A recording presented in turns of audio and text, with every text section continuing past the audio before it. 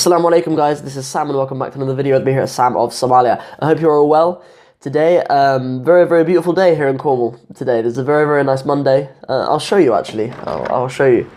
Look, very nice. We've got very nice weather today. You might even be able to see the sea if I can get you high enough.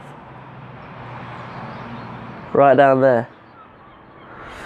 Yeah, so we've got a very beautiful day here in Cornwall. But I thought I'd use this Monday to talk to you guys about this new playlist that I'm doing for you guys. Yeah, like any of you guys who watched my video, my New Year's video, and we were sort of saying Nabadgilio to 2016 and Subah wa Naqsim to 2017. There's a playlist I have in mind, like a Somali history playlist, and I think it's probably one of the most important playlists ever. You know, not because I'm good at history, because I'm not particularly. I love reading around history and stuff, and like especially around Somali history. But most of you guys know that language is kind of my thing. Like I most like learning languages, and this channel is obviously around my journey to learning Somali specifically, rather than Somali culture stuff and history stuff. But I think it's really important because something that I've noticed among Somalis generally, like the Somalis that I've met here in the UK, is that people often talk as if Somali history starts in 1991. Like people, when they think about being Somali and what it means back home and stuff, people often talk about like what Somali used to be and stuff, as if it's just not that now, and it's as if all Somali history, all of the things that made Somalia so great and actually like a world power in trade, finished in 1991. That's kind of like what really happened, and that's just really sad. So I wanted to bring you guys through into my computer, through into my office. I say my office, it's my son's room, but I got a computer in there, so it's an office now. And we're gonna have a little read through a journey, some travel writing by an Arab writer from 1300s ish, like early 1300s. He was traveling, and his name is Ibn Batuta. And the entire collection is called the Rihla, the Journey of Ibn Batuta. Ibn Batuta and I, we go way back, actually. Like I actually wrote my dissertation when I was at Al-Najah University in Palestine on another writer called Ibn Jubayr. He was travelling a couple of hundred years before Ibn Batuta, but having been on some journeys and stuff myself, like I really love the Rihla literature, the travel literature and stuff. And Ibn Batuta, those of you who don't know about him, he was about 22, and he was from Morocco, like what is modern day Morocco, and he basically had the most amazing life ever. He travelled from his home in Morocco pretty much around the entire Muslim world, and went as far as China, went to India, stopped off in some islands on the Indian Ocean. He was a big ladies' man.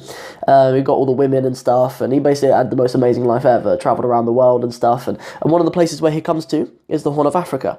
And it is really interesting to look at what language he uses and stuff, like in the Arabic, and obviously he's not a scholar of Somalia. Yeah, like he doesn't speak Somali, he doesn't claim to have any authority and like knowledge of Somali ethnicity, and there's absolutely no reference to like Qabilas or anything like that, like all the sort of discourse that goes around today. There's no reference to that at all. So what I wanted to do, I'm going to bring you through.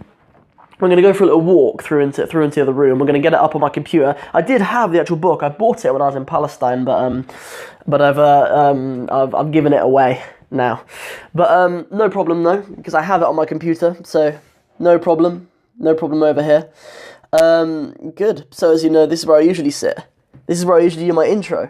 I'm usually sitting here. This is where I start. Assalamu alaikum guys. This is Sam. Welcome. Blah, blah, blah.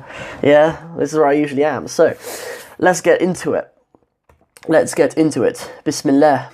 So, where did he come from? The first thing, like when he comes to Somalia, he's previously been in Yemen.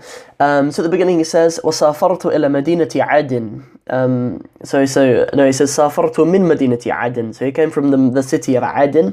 في بحر 4 أيام ووصلت إلى مدينة زيلع. So there's this place called Zayla. He says like we came from Aden.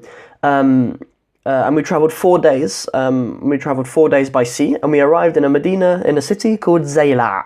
So Zayla is still considered like the Horn of Africa, but it's right at the top. Like it's where you would expect someone coming from Yemen to sort of end up, the port of Zayla. And even Zayla was a place of commerce and There was a huge port there that would export to, you know, Arabia and all around, kind of facilitating this Indian Ocean trade that was going on at the time.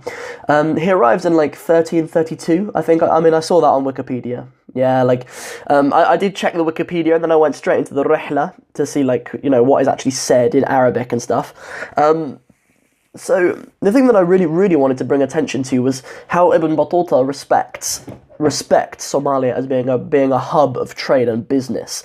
We have a brother over on there's a YouTube channel called Puntite Port. There's a brother over there who I've subscribed to his channel, and he's in Hong Kong at the moment. He's a Somali.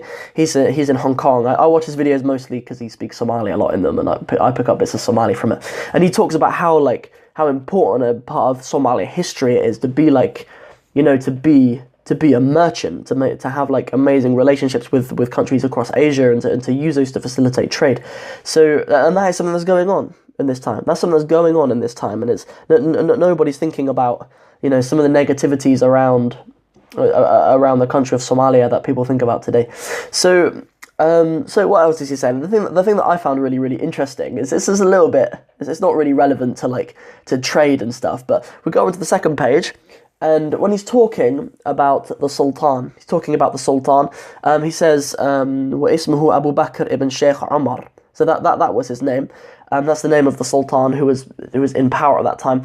And everything. So when he comes from Zayla, it comes round Geeska Africa and comes down to Mogadishu, and he refers to Mogadishu like it's almost like Mogadishu is the city where he is, and it's the place that he knows and stuff. And he even refers to the language as Moqdishi. Yeah, وكلامه مقديشي sorry ويعرف لسان العربي.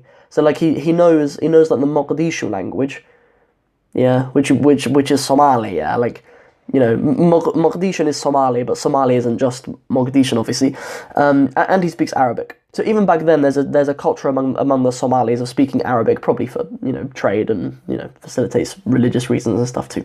But the majority of this video, really, I wanted to kind of give you guys an introduction to this playlist, really, and just say, look, like there's so many things that are available like this, or it works in translation like this, that you know, that raise awareness of a history way before 1991. Like most stuff on my channel, really. I mean, I've never really talked about much in Somalia post 1991, really, because like people just forget, don't they? Like, you know, in like universities and stuff, when you study Somali history, it's all about like, I went to a university that have a Somali department and stuff, and like loads of the readings and the modules and stuff that people can take are all around displacement of Somali people, Somalis in Kenya, Somalis in Yemen, Somalis in the Netherlands or whatever, and there's very little focus on the history of Somali being great, and that's just appalling, really, to be honest. So if there is anything that I can use this humble little channel for, then it'll be raising awareness for things like that I think are so good and so powerful. So if you enjoyed this video, and I sincerely hope you did, then don't forget to like and share it, and don't forget to subscribe to my channel. Assalamu alaikum wa rahmatullahi wa barakatuh.